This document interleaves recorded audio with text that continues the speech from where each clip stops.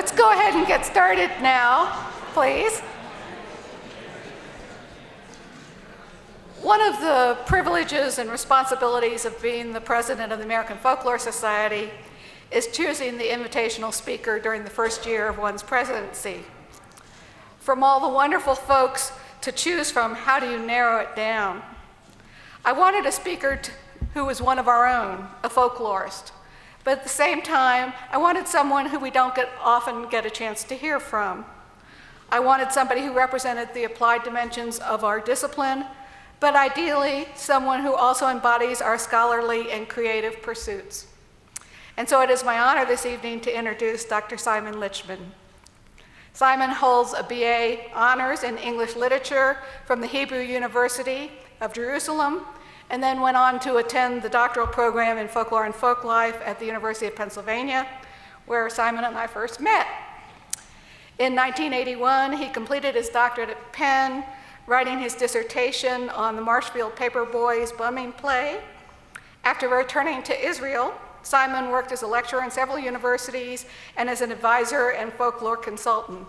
In 1991, he founded the Center for Creativity in Education and Cultural Heritage, which he has directed ever since. The center brings together Jewish and Arab, Palestinian and Israeli communities through multi-generational folklore programs. Simon is also a poet, publishing a book, Snatched Days, and his poems have been included in anthologies and a number of international journals. Considering the events of recent months, not only in Israel, but here in America, Simon Lichman's discussion of coexistence education could not be timelier. The title of his address, as you can see, Prayer Carpets and Apricot Stones, How Folklore is Used in Coexistence Education Between Israeli and Palestinian Communities, and its potential application to other multicultural settings and conflict situations. So please welcome Simon Lichman.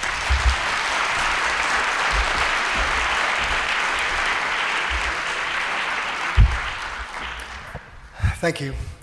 When I got the email from Michael Ann, I thought it was a hoax. And then I said to myself, well, it's okay. You know, I've made this speech a million times before, because I always do whenever I hear, I make that speech, but I never actually thought that I would be making it. So, Michael Ann, thank you.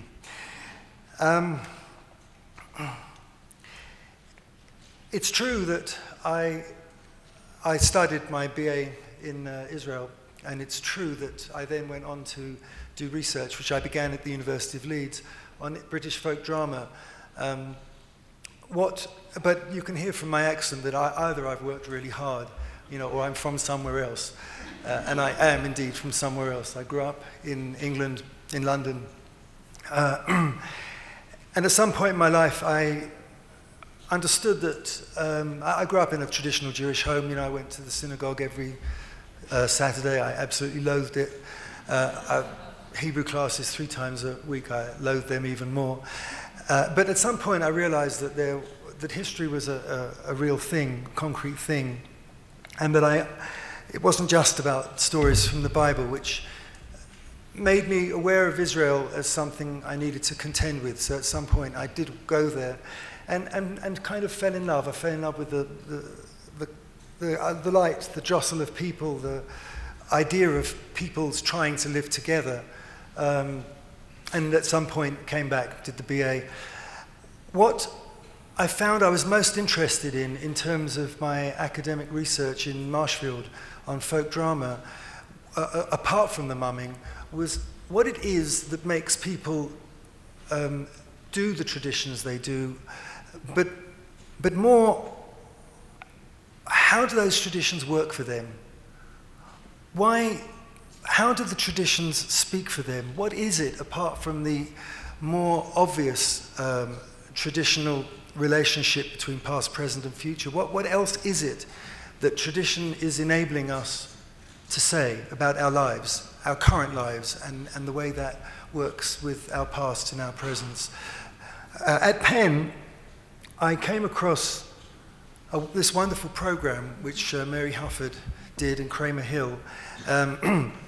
I was a folk artist in the school's program, and you can see the shadowy Amy Schumann's back as she's doing research on the Weaver. Sorry, Amy. And this program really caught my imagination. The idea of folk artists being found in a community and used in school, having children really look at these people and understand the relationship between education and the things that we do, the things that happen, our culture. And then the idea of this being translated, or rather put into a school system, so that teachers had to, on some level at least, contend with the way acquisition of knowledge works in the informal setting, in the folk setting.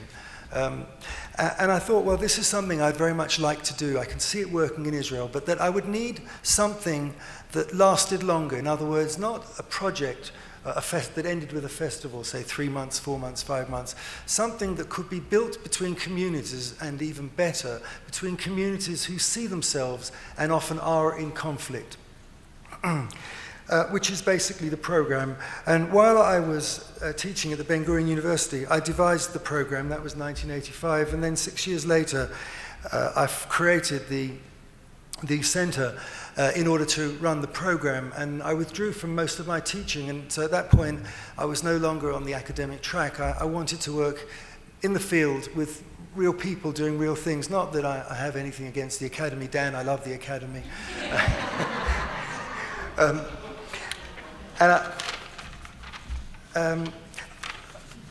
I would like to, hang on. So, some things that we need to know. We need to know that Israel is a country which comprises of many different kinds of people, but primarily Jews and Arabs. The Jews come from communities all over the world. The Arab communities, the Palestinian communities of Israel, come from Palestine. They come from Jordan, Syria, and the surrounding Arab countries, and Iraq. By and large, there isn't a whole lot of opportunity to meet in what we would call natural settings. Of course, there are many Palestinian and Israelis who have long-term and ongoing close family friendships, but I would say that's not exactly the norm.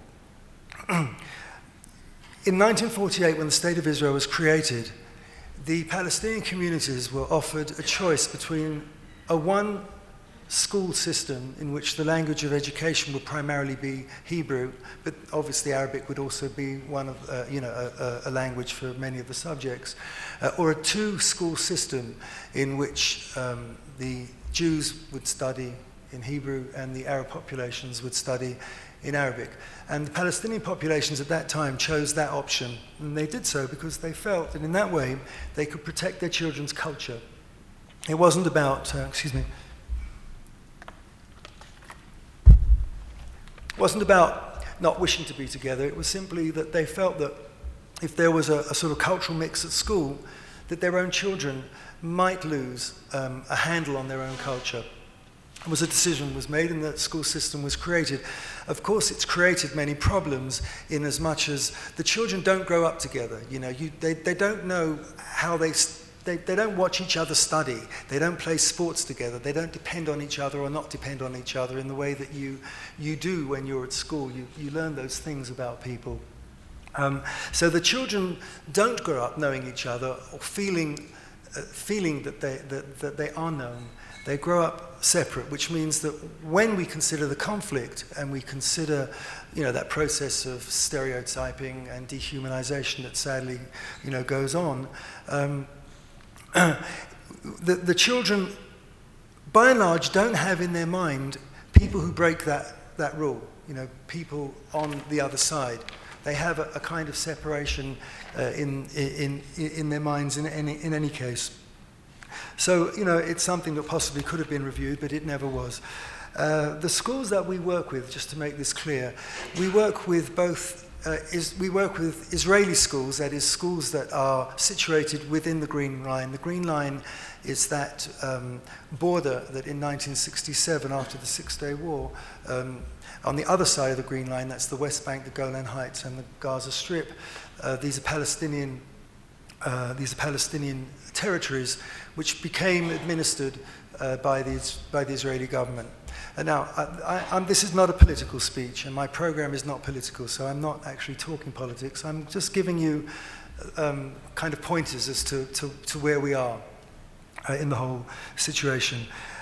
So we work with schools within the Green Line, that is Palestinian Israeli Arabs who have citizenship. We also work with schools on the other side of the Green Line in eastern Jerusalem, where most of these people do not have Israeli citizenship, but they are part of the Israeli school system in as much as the schools are funded by the Ministry of Education, the Israeli Ministry of Education.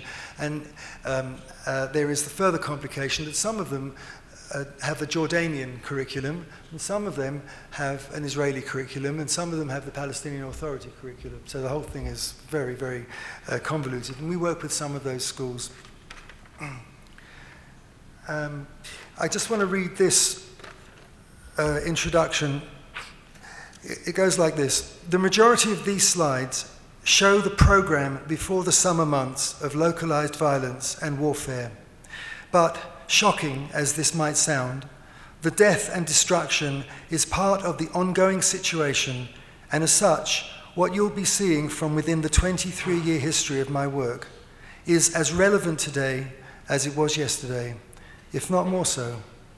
And where there has been the possibility of building relationships such as those you will see, there has been hope ignited where before there might have been only desolation and despair. Ravana, my wife, is over there. She works in evaluation, and she took most of these photographs. So here she is taking these photographs. Okay, the program is a 2-year program. We have 1 hour per week in each participating school. We pair Jewish and Arab schools. Each school has exactly the same curriculum. Every 6 to 8 weeks, we have a joint activity in which the children meet together, one time your school, one time my school. It's that kind of thing, hosting and guesting. We build those activities around parents and grandparents who come and work with the children on aspects of the home culture that the children have been researching in school, in their separate schools. So here we are, let's begin with classwork. Here we are in an Arab village school, and what we're looking at are dolls. And I think, if you look carefully, you just might see Aladdin's palace. You can also see Jasmine, well, you can't, but Jasmine and Aladdin himself, they're sitting in front of there. So the children begin by looking at this, what I call a dump of dolls. We also do teacher training, and we work in a teacher training college. So this is the same dump of dolls, but on this slide you can also see that there are many handmade toys. So the children are looking at this collection of toys, and they are understanding the relationship between old and new, store-bought toys and homemade toys. Not to say that store-bought toys are bad and homemade toys are good, but to say that there is a continuum, that history works as a process, that as time moves, things change. And the children then learn that what applies to toys, the realm of game, which they understand so well, also applies to topography, that the system of roadways that they've grown up knowing wasn't always there, that the traffic lights that they, where they cross, weren't always there. In other words, the world is not ready-made. And they come to learn by talking to their parents and their grandparents, and this is a subtext. They come to learn that people, that is you and me, are part of the process of history, that their parents and their grandparents are part of the process of history. So here we are looking at games. In the first year of the program, and that would be, the children would be 4th or 5th grade, each child is in the program for at least 2 years. So typically 4th or 5th grade, 5th, 6th grade. In the first year of the program, the children work on games that parents and grandparents played in their childhoods. So here we have a Palestinian teacher showing children how to play 5 stones. He got so into the subject that he broke the chalk and started to play, which the children found amazing because this happens to be an authoritarian kind of a teacher. And I'm going the wrong way. Yeah, okay. We then have the children look at these images, these play worlds. There's the very famous 1560 Bruegel, then there's the not so famous 1930s John Allen, which is a painting of 1930s street games in actually a Jewish part of the East End of London.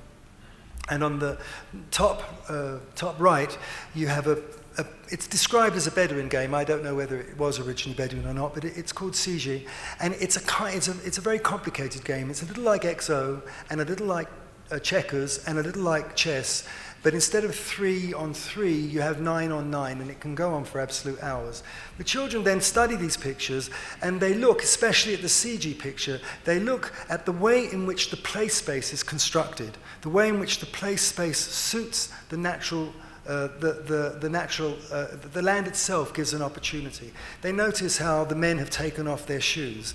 They notice how there is no board. What there is a kind of board that's etched out in the sand itself or in the soft earth. And they notice that there are these two different kinds of colors. In other words, these men have not bought their counters. They've found black-white stones, or sometimes the children love this, sometimes the sheep droppings are used after they're dry, of course. We send the children home then to ask their parents and their grandparents all kinds of questions about the games that they played.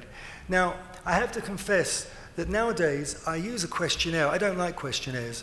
And the reason I use a questionnaire is because when you're working with teachers, they're looking at the world very differently, and we do work closely with the teachers. The form teachers or homeroom teachers are always with us in the classroom, not because we can't be by ourselves, but because the school wants this work to be successful, and they understand that the teachers hold the key to the class community. Plus, the teachers themselves gain an in-house training, which many of the schools find invaluable. So the teachers for many years said to me, Simon, we don't really like it when you just tell us what to ask the children. We write it on the board, and it's very haphazard. We need to write it down. So we've written it down, and one of the problems is that the children think that they need to give out their answers, in the 1 or 2 lines on this questionnaire. So I have to say to the children, you've got this questionnaire, but please don't use it. So they go home, and they go home and they ask their parents and their grandparents questions. At this point, in terms of folklore, transmission is inauthentic, I would say, in as much as the parents and the grandparents are telling the children things, but they're telling the children things as a consequence of homework they're being asked to. However, after not very long, we're told, the whole transaction becomes entirely traditional in as much as the parents take off on story. And I stress with the children, and when I train my staff, I stress to the staff, what we want is the story. Of course we want the information, but we want the story. The children have to understand that that's what's important. So here you have an example of the children coming back with play spaces that they drew with their parents and their grandparents. That was an Arab school, and here we have an Israeli school, a Jewish school. This is the language that's written there is in Hebrew. Wrong way. Their children also will bring things that parents or grandparents might make. So on the left-hand side, there are stick dolls. You can actually see in the Museum of Childhood in London a stick doll which looks very much like that. It's not quite as neat, but it looks very much like that, and it's 3,000 years old, and it comes from Egypt.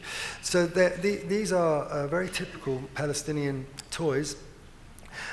This kind of homework enables children to be really good whether they are successful in school or not, because they don't have to write things down. They can write, they can paint, they can draw, they can bring things, and they can tell stories. They can tell the story that the parents have told them.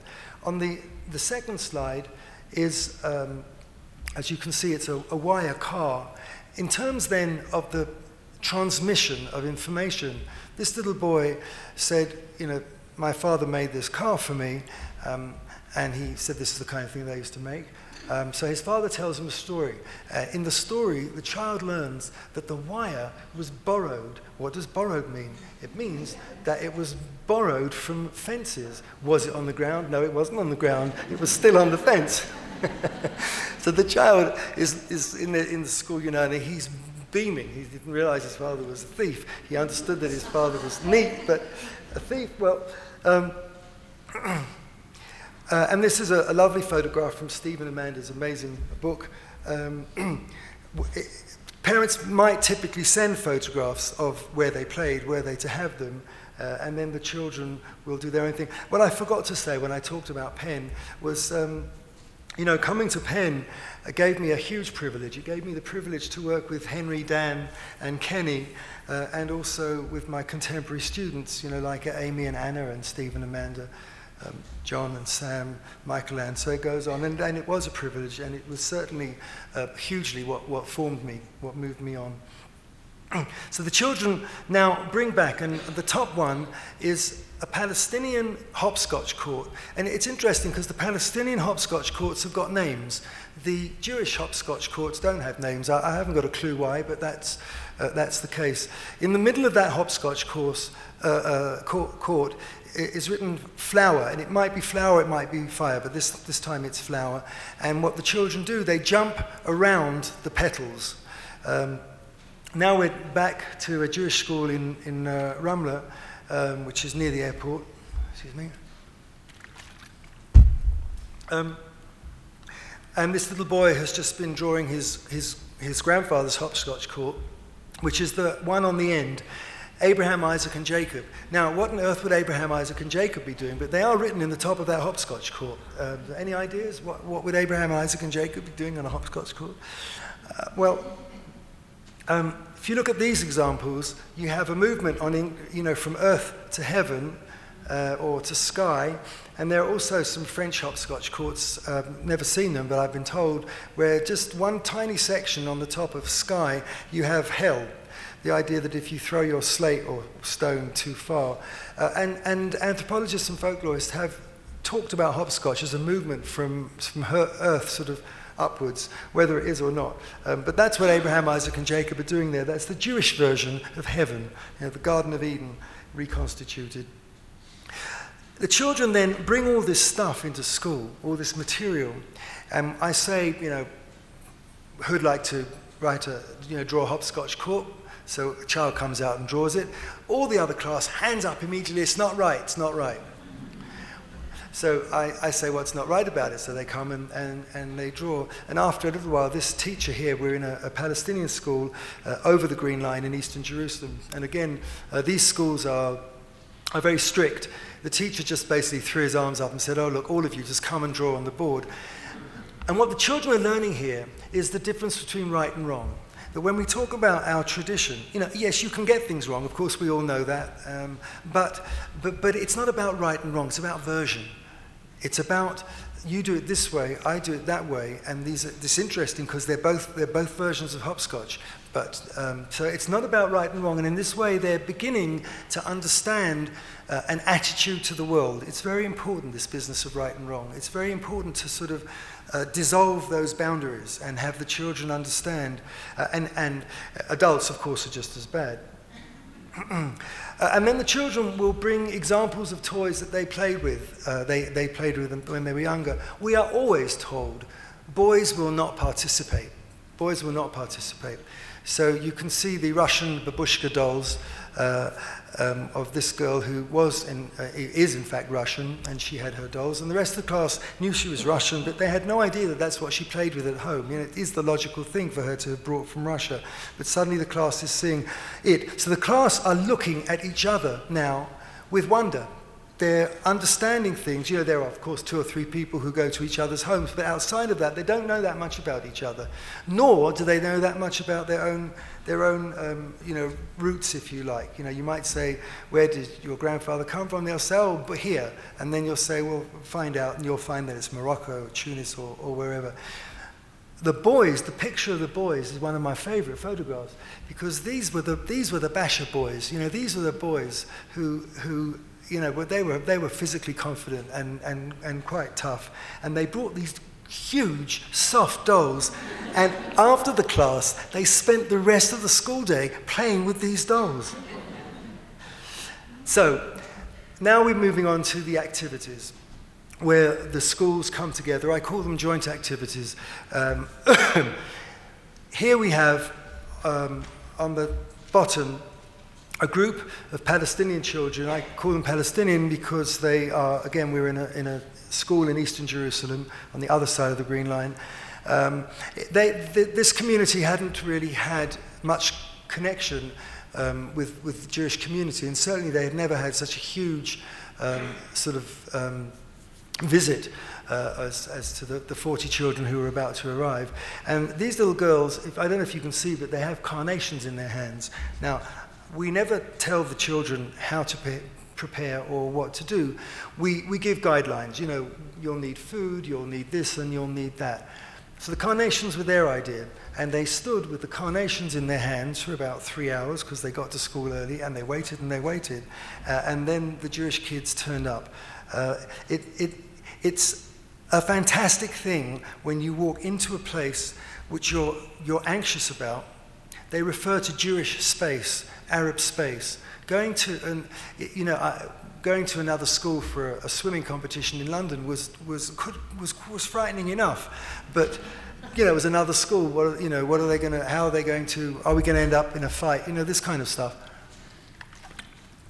And if so, how do we negotiate our way out of it? But see, these guys live in different worlds, especially if you're crossing the Green Line. So the anxiety is high, but what overcomes it is the curiosity. They want to know. They want to meet each other, no matter what's happening. That curiosity is there, and it's something that absolutely gives me hope every day of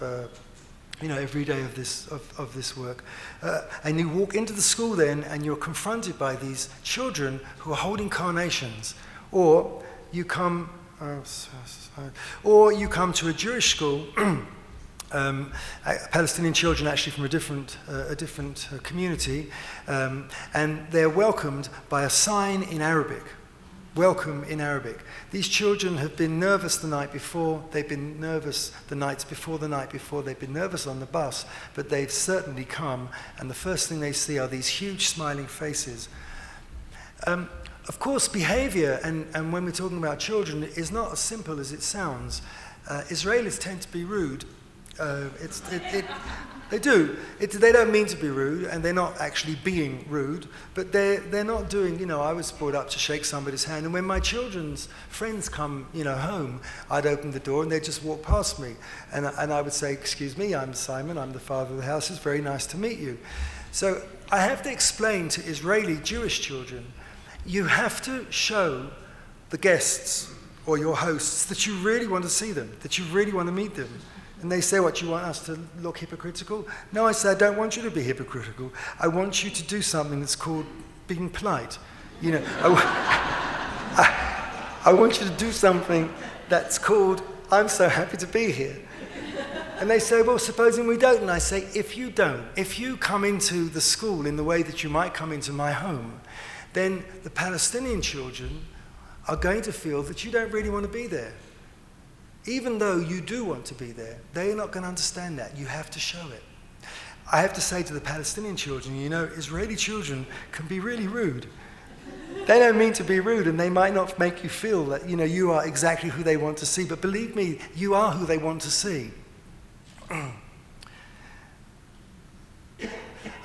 There is, in the Middle East, always food, and there are always speeches, and there are always presents. So the Shalom, Salam, peace sign was a present.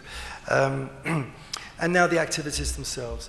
So typically, we will divide the schoolyard into play stations. And on each play station, there will be 1, 2, or 3 parents and grandparents and our own staff. We have a staff of 4 or 5 permanent staff, and then 3, 4. And then we have a staff between 10 to 15 for the joint activities. They're freelance staff. So the children now, they've got through the speeches, they've got through the food, they feel a bit better. They're not quite as anxious as they were, but they're still very conscious of where they are. And suddenly, they are in situations, they're small mixed groups, and they're moving around the schoolyard, and they have parents and grandparents and teachers teaching them to play. It's quite bizarre for them. So immediately, their tension is being released. You can see then the mothers and teachers teaching the double Dutch, which is not something that the children have seen. You can also see the crossover skipping this woman is teaching. Now, that's very significant, that photograph, because she was wonderful, this mother. She knew absolutely everything, couldn't wait to come and play. It's a Jewish mother. I rang her up and she said, yes, she'd like to come. Great, fabulous. When she got to school, she said to me, I'm sorry, Simon, I don't know what to do. He won't let me play. Her child wouldn't let her play. I said, well, can we convince him? And she said, no, really, we can't. So now here, I've got a problem. I'm the facilitator, and I've got an activity which I want to be successful. On the other hand, the last thing I want is for her son to feel uncomfortable. Maybe his mother would be laughed at. He doesn't know what it's going to be like. He doesn't know these children. He doesn't know what they're going to be like. So I quickly think to myself, I've got to go with the son's wishes. And I say to the mother, don't worry about it. It'll be fine. No problem. Pit of stomach drops. Anyway, after about 5 minutes, the son walks past me and he says, she can skip. And the reason that happened was because I got the atmosphere right. You've got to build as far as you can the right atmosphere for the people to relax as far as they can in the situation. It's a blend then of doing your field work, and the sensibilities that we learn when we as we learn our trade as folklorists. How do we enter communities? How do we read situations? How do we have a plan which we're prepared to junk if need be? We come with our research questions and we realize they're absolutely wrong, and so we've got to do something else. The something else, in my experience, usually comes from the people themselves who I'm working with. So here, the whether she could skip or not had to come from the son. And what influenced the son was that relationship between the structure that we built and the fluidity that he felt. Sorry about this. And there's this game called Elastics. It's got various names. Germany, in the sense that mother has brought her version from Germany. Or hopscotch. And I love this particular slide because you can see two mothers drawing their hopscotch, which comes from Jordan, and the father drawing a hopscotch, which comes from Argentina. The sense then that the school playground, that the games themselves mark out that conflict, not conflict, but that fusion of cultures, which can be both frightening, and sometimes, of course, exciting. And games then that the children know, and they're learning versions from their parents and their grandparents, the versions they don't know, but the games they do know. Another example then would be Five Stones, which you know of as jacks, and there is a jacks there, an American mother brought jacks.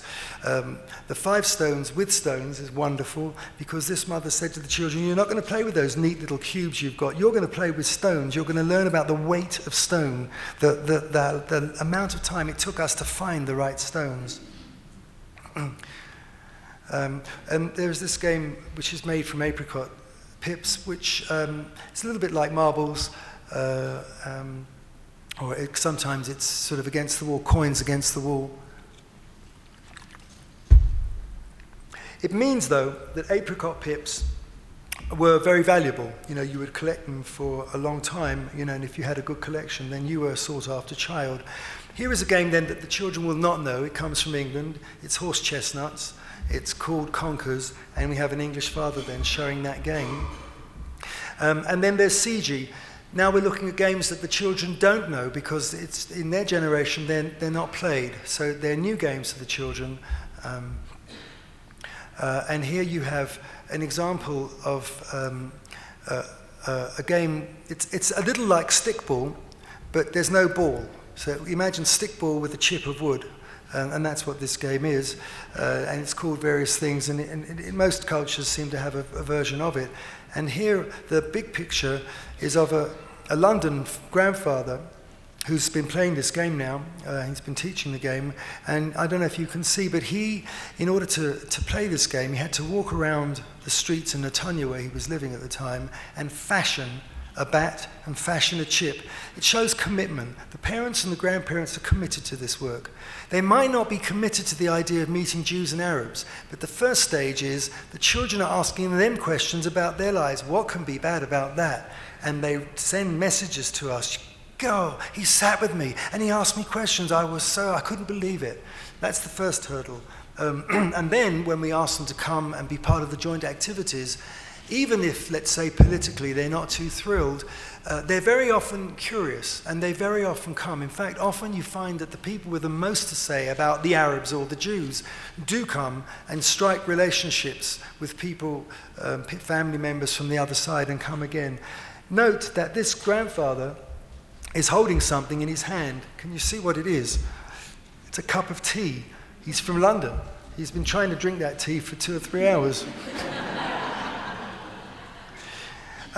Or this slide, again, with these next 2 pictures, you have the sort of tension, if you like, between me as planning a program and me as a folklorist understanding what I'm being told, or rather me as a folklorist not understanding what I'm being told because I'm me as a facilitator who needs the activity to work.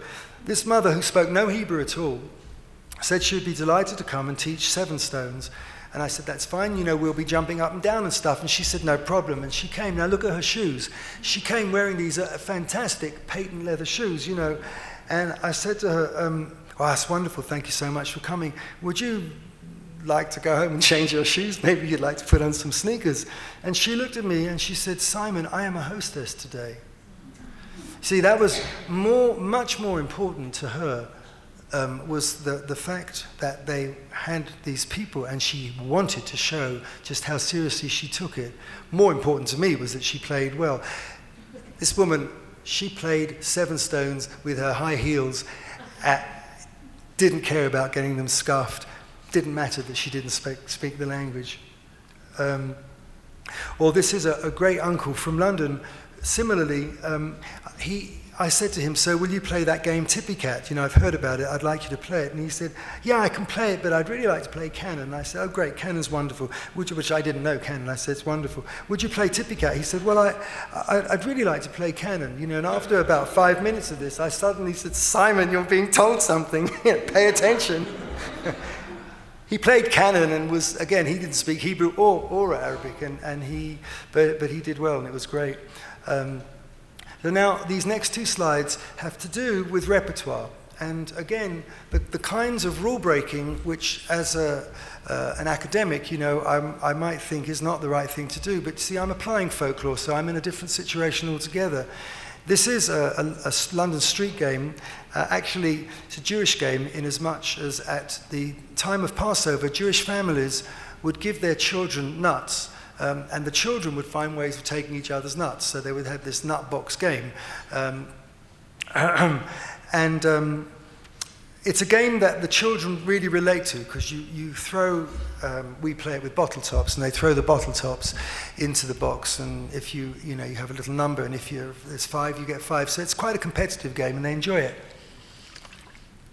So much so that many of them go out and make the nut box game themselves and play it. So you have an example of a game from one tradition moving into their tradition, in a sense, artificially.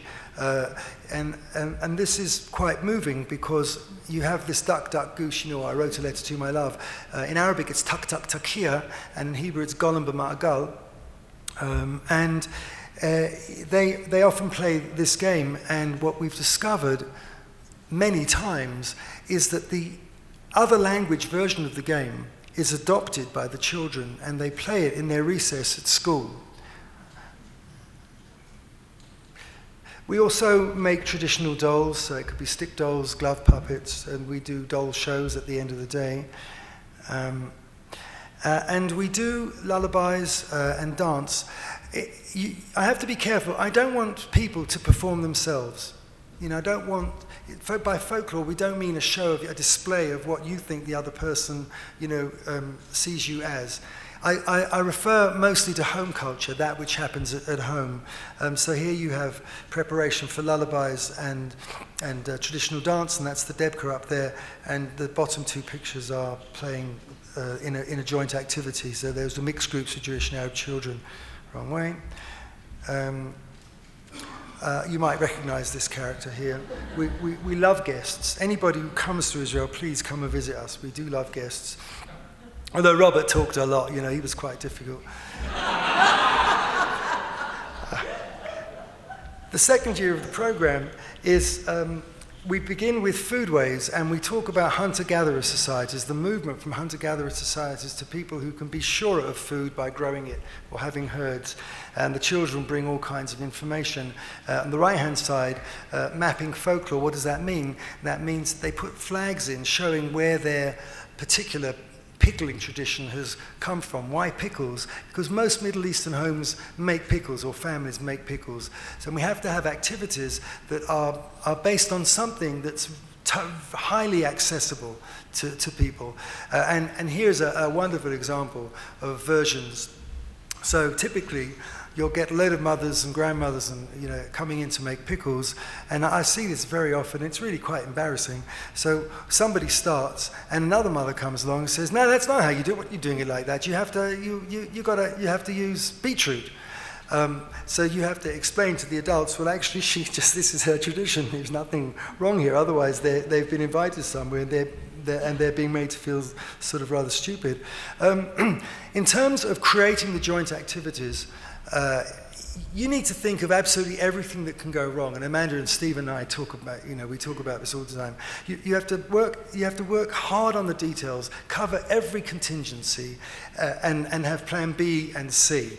Usually it's plan C that you end up going with, because plan A is gone before you get there, and plan B is a problem. So here I am in Ramla, in a Jewish school is hosting an Arab school, and I'm supposed to have 15 parents coming in to make pickles. One Arab mother turns up. So now you've got an Arab mother who could feel really quite nervous in a Jewish school with 70 children. The 70 children aren't even in one place, they're in two classrooms. So there's over there and there's over there. And I'm thinking, how is this going to work? Well, the first thing this woman does, she says, "I brought some olives. Where are the stones for crushing the olives?" Well, I didn't bring any stones because nobody told me she was bringing olives. So she sends kids off to find stones, which there's always stones lying about, so they bring the stones in. Mother looks at the stones, throws a few out and says, "Okay, these will do." And then this woman goes from one classroom to another, commands 70 children in some version of silence. At the end of the day, the teachers in the school, they say, "What are you doing tomorrow?" The children, of course, do bring the pickles home, as, that ring from fairyland that proved that you really were there. And we work on bread. What I really wanted to do was build a pita oven. I had this dream. I found this pita oven in Sderot, and I thought, southern Israel, it's been on the news because of the rockets. It's near Gaza.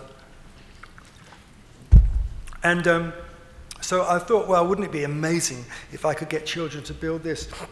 And at some point in a school in Ramla, an Arab school in Ramla, I met a mother who made pita ovens, and she said that she would really be happy to do it with the children.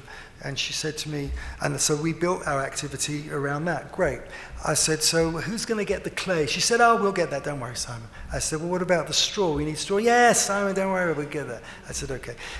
Can we meet early?" "Yeah." She said, "Don't worry, 7 o'clock, come to the school. It'll all be there, and we'll give us 2 hours to prepare before the Jewish kids turn up." No problem. I get to the school at 6:45. Actually, it was 6:30. Nobody is there at all. And 6:45, nobody. 7 o'clock, nobody. 7:10, nobody. In a minute, I'm going to have 45 or so children plus parents coming to do this activity. I didn't really have a plan B. My plan B was play, but still, and I didn't go out to get clay. Where would I get it from? So at about 7:30 or 7:45, the woman turns up with her mother, and I said, "Great, where's the clay?" She said, "We're going to get that." I said, "Who's we?" She said, "We. Come on." So off we go. Oh, sorry, this is just a slide of the teacher preparing the children, talking about different kinds of Peter ovens. So we go to this field, which is on a moshav. A moshav is like a kibbutz, it's a sort of collective, less collective, but collective. So here we are on somebody else's land, right? And they say, "Okay, Simon, we're looking for black clay." I said, "Great, okay, black clay." I know this is a picture, but can you see the difference? No, you can't. There is no difference. There was no difference between active eyes on the spot, sunlight. There is no difference between one kind of clay or another. So I thought, all right, I'll pick up the clay. I've been taught how to enter communities and not look stupid. So I picked up the clay. They said, "That is brown clay." So we worked out what the black clay was, and and I said, "How are we going to bring this black clay back to the school?" They said, "Well, you've got a car." I said, "I don't have any boxes." "No problem." They said, "No problem, it wasn't their car." So I opened the boot of my car, and it all gets poured into my car. But we didn't have any straw, did we? No. So we go to another field. So now, here I am, with two very obviously Palestinian women, walking around somebody else's field, gleaning straw. This is the story of Ruth. I'm Ruth. Boaz has not yet turned up. Boaz does turn up on a tractor. He looks at me and he says, "What's going on?" I said, "Well, you see, I'm Dr. Simon Lichman from the Ministry of Education, and we're going to build a clay Peter oven in that school over there, and we just thought we might borrow a little straw. Would that be okay?" The guy looks at me, and I could see from his face there can be no other explanation.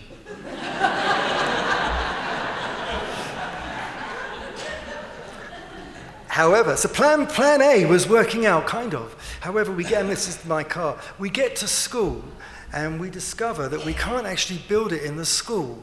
Can't remember why, but we couldn't. So we had to build it so that the mother said, "Well, we'll go to our home," which means now I've got 70 children, half of them from a Jewish school, no longer where they're supposed to be, which is in another school, in doing a home visit. So in terms of Jewish-Arab space, Arab-Jewish space, this is even more profound a movement, because they are now in somebody's home. But they're not thinking about that. They're thinking about making the clay Peter oven.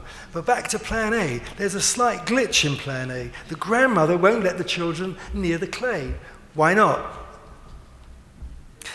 Well, because she says, I want to make a Peter oven, they'll just muck it up. I said, "Well, but that's the point. They're supposed to be learning." They do. And here it is, a lovely Peter oven.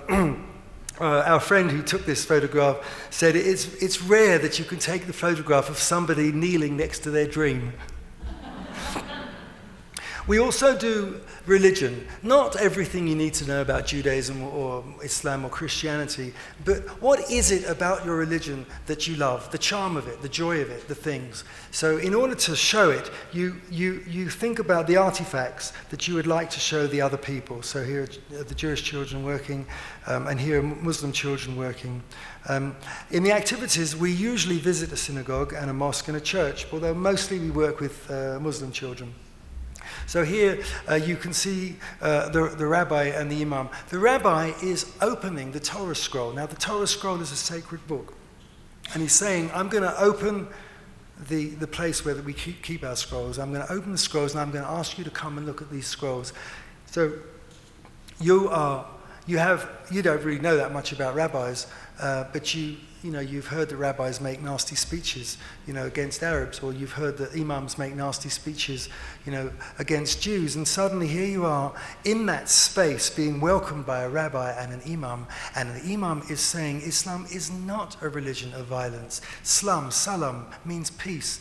Anybody who kills in the name of Islam is not as far as I'm concerned. Not even a bad Muslim isn't a Muslim. This is powerful. It's what you want to hear, of course, but when you hear it in the space, it enables the children then to enjoy the space, to feel the calmness of a mosque, the quietness of a mosque. The rabbi will show the children the name of God. He'll say, look, take this marker, point in the Torah scroll. This is the name of God. It's the same God. Everybody knows that. On the picture of the open Torah scroll on the bottom left-hand side, these girls have come from a Palestinian refugee camp in eastern Jerusalem. So imagine that. Palestinian refugee camp, welcomed by a rabbi, looking at the holy book. These are moments that you cannot take away. Funders are always saying, how do you prove success? I say, well, look at this photograph. They say, no, but how do you prove success? I say, I don't have to prove success. I know success.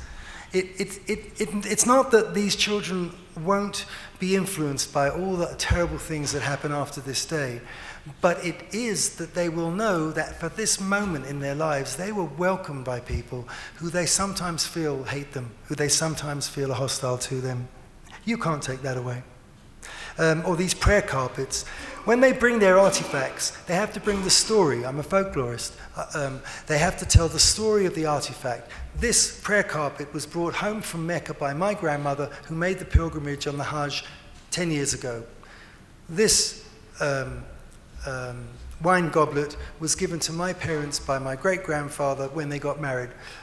This kind of story. And here, I'm sorry, Amy, but it's again not a very good picture of you, but you can just see Amy's back there as she's getting ready to go into the mosque with the other people. And we'll do family history. Family history is really good. Family story, I call it. I don't call it family history. It enables people to talk about things that they wouldn't ordinarily talk about, but, like where have they come from? And that the other people care, they're interested. We don't do dialogue with children because children would just reproduce what they see on the news or they hear at home, and often what they hear at home is not what you want them to tell each other. So we don't do that. But once they've come to know each other, and this is the second year of the program, they are interested in each other's stories. They want to know what their lives look like. So this is entirely different. And if the children, let's say the Palestinian children, have come from a village which is now deserted, but you can still see, the Jewish children are thinking, well, you know what? We never put people in those buildings. We just know it as a wrecked village. That's the way in which history comes alive. It's also the way in which children come to understand that parents and grandparents lived through this. Again, subtext, you too are living through this. You too are making history. You too have a place. You can make a choice. What you do with your days, if you're nice to each other, that's very different than if you're not nice to each other. And we make exhibitions of ourselves being together, and those exhibitions are put up in school foyers, or sometimes they even go, to the municipality.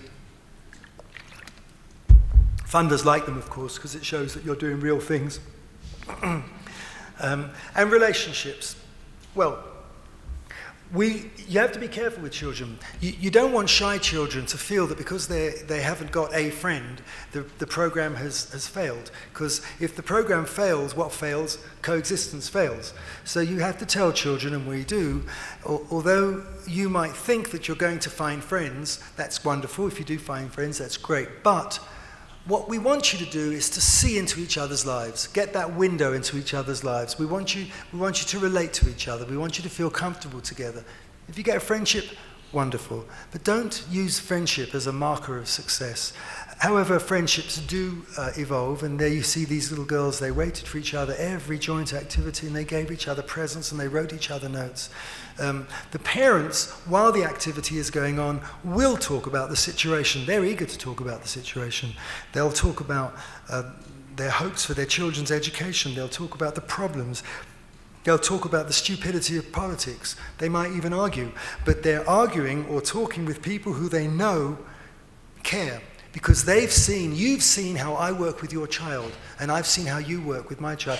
I remember once, I saw this, someone called attention to a Palestinian woman who was sitting on the ground by herself during one of the joint activities, and she really looked. Something was going on. So I went over to her and I said, "Is everything okay? You know, can I get you something? What can I do?" And it was as if, you know, a sort of trance was broken. And she said, "No, Simon. I'm just sitting here looking at the way that mother, that Jewish mother, is teaching my child." She said, "I never thought I'd live to see this." So friendships do happen. These two boys are talking about. They're talking about what they're going to be studying in their high schools. And the guys, one of these guys is actually a member of our board. You know, we have a great active board. And, you know, they're having a chat in one of the activities. And there are relationships between communities. The one pair of schools have been together for about 22 years. And a number of years ago, they decided to create an end-of-year community picnic. So here you are.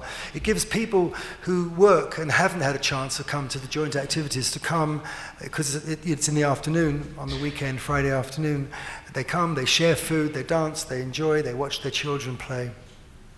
And some of those people created a cooking club in which they went to each other's homes and they taught each other how to cook, and of course they ate. Now here they really did discuss the situation, and they really got into very heavy and very positive conversations.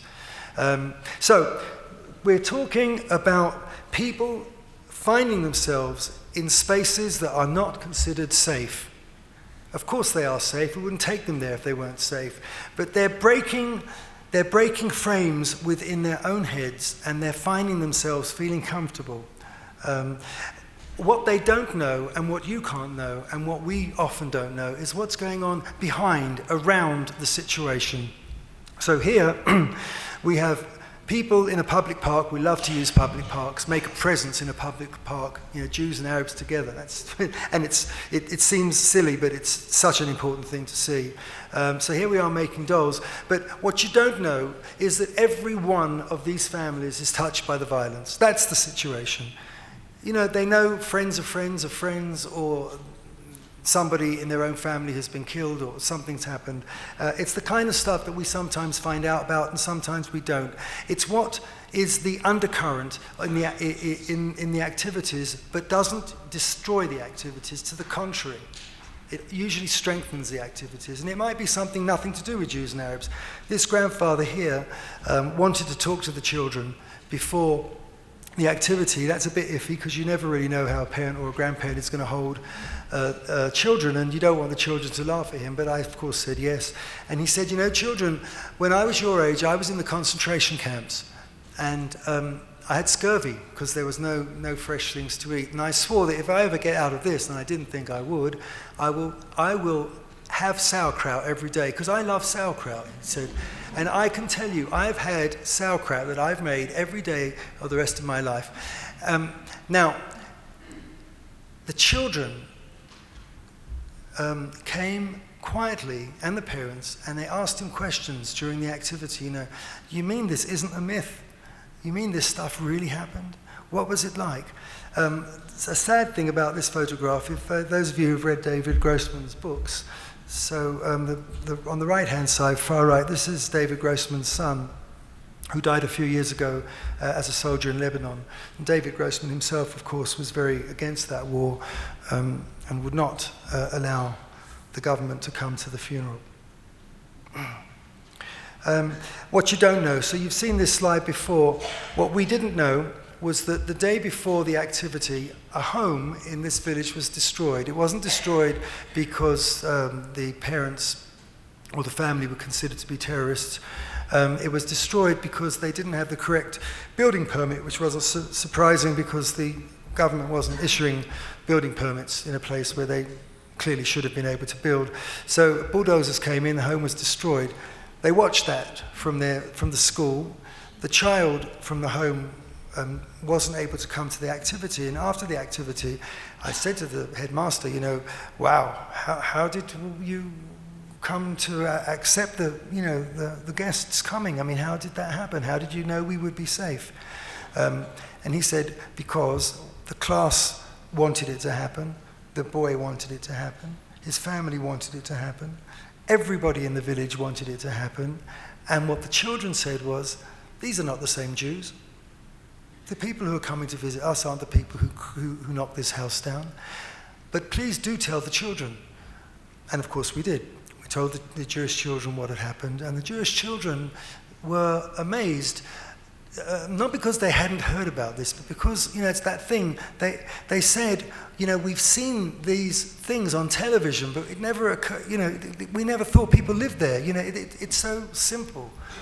What you don't think about, the way in which the news isn't something that you think, yes.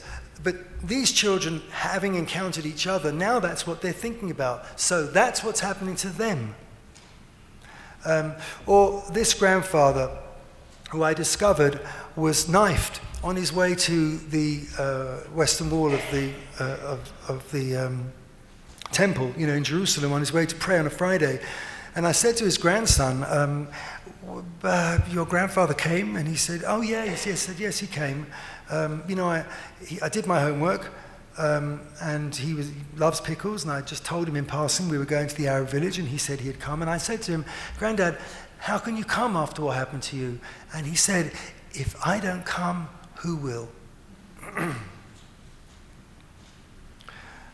So, again, this is not political, and I'm not saying whether this is right or wrong. I'm just showing you the security fence, as it's called, or it's called all sorts of things, separation wall. I'm showing you because this is the children's reality. This is what they see. And here is another example of the security fence. And as you can see here, it definitely cuts. It goes in between a neighborhood. It in fact cut off one of our headmistresses' homes from her brother's home. You might ask yourself, well, and I did, how can you carry on doing this work? And she said, well, one thing's got nothing to do with the other. We have to make a difference here. If we don't make this difference, nobody else is going to do that. This is our work, Simon. And then the checkpoint, which you can see at the bottom of the slide, is the checkpoint that those Palestinian girls go through on their way to school. Sometimes they get to school, sometimes they don't. Other parts of the reality. This boy here on the left, at the far left, his name was Benaya Zuckerman. Now, we have the fortune of working with one of the schools where our children go. So this boy is our middle child. She's 28, I think. Not good with numbers. And when they were 18, he was blown up on this bus. And since he's my daughter's year, this is a kid that we also knew personally very well. Well, the children of that age, well, the school, basically, the high school closed down. But the children came to school, and the kids were given the library, so they were in the library most of the time. Now, it just so happened that week, we had planned a number of joint activities where the Arab Partner School was coming to visit. So we said to the Jewish principals, how do you feel about this? And they said, now's when we want them to come if they want to come. The Arab principals said, now is when we want to go. They sent these brachot, blessings, these condolence letters, which you can see, and they came. As the Arab children entered the schoolyard, just a little bit beforehand, some of Benaya's contemporaries came out of the library and they sat just along the pathway. They didn't say anything, but their presence was a marker of just how important it was for them to see the Arab children coming to their school as a normal, natural thing. Don't forget, these children had been in the program. If you can build these things right and you keep them running long enough, children grow up expecting to do what their brothers and sisters have done. So while a child is in the program, an individual child, for 2 years, their families might be in the program, because families in the Middle East tend to be quite big. They might be in the program here for 10, 12 years. So these kids had come out, and it was kind of an unarticulated welcome committee. We brought the exhibition of this boy making dolls, and that's what you can see the children are looking at. The teacher was a teacher then, 10 years ago. She was a teacher, and many of the kids saw their brothers. So Benaya becomes somebody who the children really know, or if they don't know him, they feel that they know him. This reaching across, this movement forwards, this transcendence that, the human spirit can do often when you least expect it. You work for this. It doesn't always come, but when it comes, the impact is huge. These are our hopes. Our graduates growing up. Here is the little girl at age 9 playing the same mother but wearing different clothes, playing Seven Stones. So this little girl grew up and as a 20-year-old, 21, 22, 23-year-old, joined us, became a member of our organization. They often say they'll come and they'll volunteer, and I say, I don't want you to volunteer, I want you to work. I want you to learn what we do, I want you to learn how we do it, and I want to pay you, which means you're going to have to do it well, you're going to have to do it properly. The top photograph, these two girls were actually friends and they'd visited each other's homes as children in the program, found themselves, the Palestinian young woman is a teacher in one of the schools we work with, and the Jewish young woman is a member of our staff. And then one day, totally by surprise, this woman says in the introduction part of the joint activity, well, Simon, you might not remember me, but 10 years ago, I was in your program. This is my son. I told him, I just can't wait for him to grow up, to learn what I learned from you. What I learned from you, I carry forever. So we're grandparents. Teacher training. We work in a teacher training school, a college in the south of Israel in Beersheba. The student teachers more or less do what the children do. We're part of a program. Some people work on current events, some people work on what is identity. We work on folklore. The students are as apprehensive of meeting each other as the children are, even though the Bedouin and the Jewish students learn together in the same college. They don't believe that each other will really want to know about each other. But so, because of various things that happened in history over the last few years, many of the colleges have courses for the Jewish and Arab teachers to meet each other, just to sit and meet each other. Let's change the atmosphere in our schools. Let's give our teachers something else. This is actually the chief Masorti, conservative rabbi of England. His community has supported us for many years. Don't talk to me about funding, it's dreadful.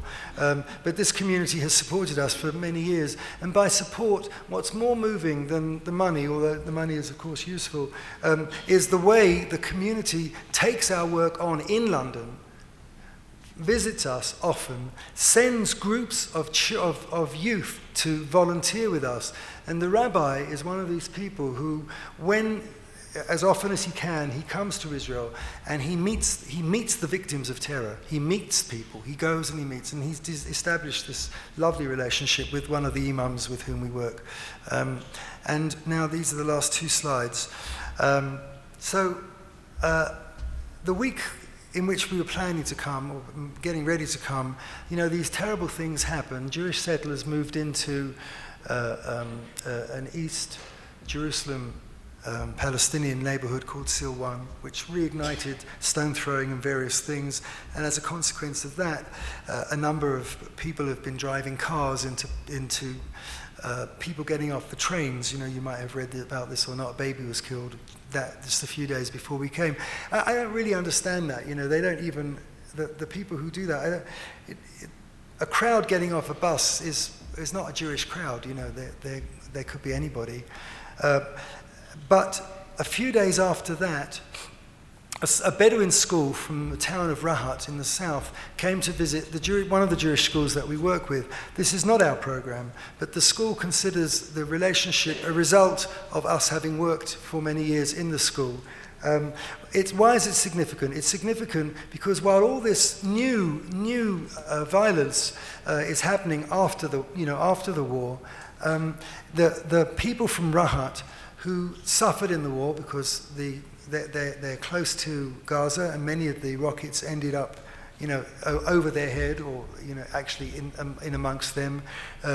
They are Israeli Bedouin, but many of them have relations in Gaza, so that they, in terms of what they're feeling, of course, they are totally destroyed inside. And 6 months ago, the Jewish school had visited their school. So the question was, would the visit go ahead after the war? There was no question that the visit was going to go ahead. So in terms of what do I bring now, I don't just bring sort of hope from then and maybe things will carry on being hopeful. I bring hopeful things from right now too, but I'm going to end with these two slides, and if I can, I'm going to read something. I need a tiny bit of light, but I don't actually know if there's anybody here, but it's all right. What you have on the top is, and you can see the date of that slide because you can see King Hussein meeting Rabin. This is the time of Jordan. Now, just at that time, a bus was blown up in Tel Aviv, and the children in one of the Arab, thanks, that's great, children in one of the Arab schools decided to send condolences. They call them blessings, brachot. They decided to send these condolences to the Jewish school, and the point was, Simon, I became a postman. We want you to bring these condolences, but you have to tell you have to tell the children, we don't feel guilty about this. This is not our guilt. We didn't do this, but we do understand their pain. And we want them to know that we understand their pain. So one of the pictures is a bus with blood on it, red, and a tree. And the caption says, "I saw the news, I saw the blood, I cried. I plant the tree of remembrance in Dizengoff Center, where the bomb went off." Another one of these says, "If peace were a mountain, I'd climb it every day." Well, I mean, you can't imagine something so simple and so naive and so full of meaning. The bottom one is an exhibition that the children made together, Jewish and Arab children, boys, of themselves working together. And what you can see is in the middle of the Hebrew, what the Hebrew actually says is life is not all hatred, okay? And life is not only hatred. And then to the right, they wrote "All You Need Is Love," the Beatles, kind of "All You Need Is Love." So this is my thinking about that. The children who created this poster understand all too well how the world around them has been shaped by a hatred that cannot be assuaged by singing "All You Need Is Love," or even by the substantial work they and their parents and grandparents do together. Nevertheless, they have carefully chosen what to write. It is an indication of the hope they feel, despite the fears and anxieties they have grown up with, because they have been able to take advantage of the opportunity of being together and feeling comfortable in each other's space. The poster can be seen as a flag of their intention not to accept the situation they have been born into, but to take responsibility for their own vision of society. What I want to say is that these people, the Jewish and Arab, the Israelis and the Palestinians, the children, the parents, the grandparents, the teachers, the principals, the student teachers, our own team, these people, they are all at the crossroads. Folklore gives them a way of understanding, a way of using their understanding, a way of believing that hope is a possibility. Thank you.